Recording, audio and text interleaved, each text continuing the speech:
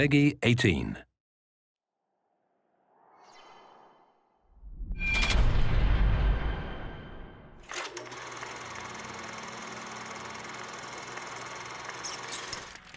When you think about BioShock Infinite's characters, in BioShock 1, I think the biggest character in the world was actually the world of Rapture. And I think with Infinite, we're continuing that tradition as well, that there's a lot of narrative told in the world, and very much probably on the same scale as there was with BioShock 1.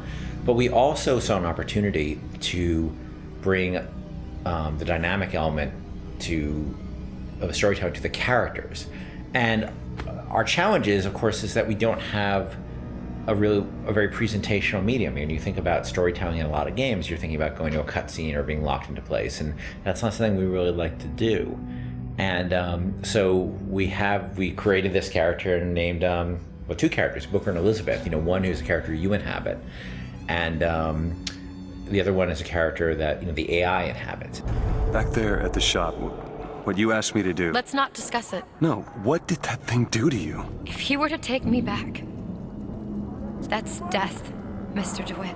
Or something so like it, I cannot tell the difference.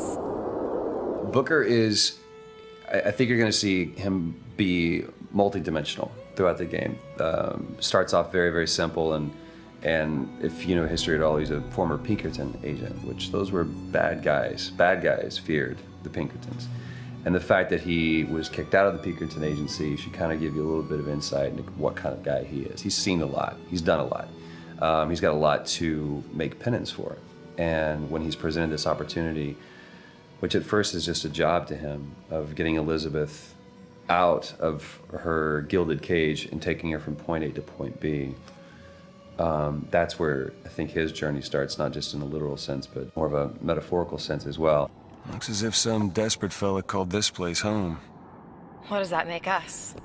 Liz is interesting because she is really coming of age in this story, and she's figuring out what kind of woman she wants to be, kind of getting out of that little girl thing, which has been, even though she's a little bit older, I think being held captive, I would assume her whole life, or however long Ken decides, she's been held captive by songbirds. That's kind of halted her growth in terms of defining her independence.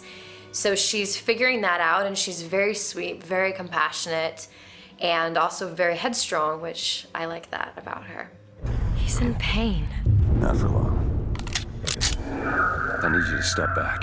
Wait, there's a tear. See, right here. Elisabeth, it's just an animal. I can control it this time. It is too powerful. You won't be able to stop it. I wasn't asking for permission. In terms of what I look for in a voice actor, I look for somebody who can inhabit the role.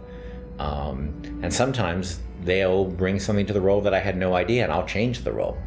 With both of them, I think I saw people who sort of inhabited the basics of what I saw in the character, but they were also very good at taking direction. They're very good at responding to feedback, and that's what I mean more. That it's less direction and more feedback, because a lot of times I don't even know what I want, and I'm just sort of saying, let's try in this area, and they're very open to that, and they're really generous in the process, and that's been incredibly helpful.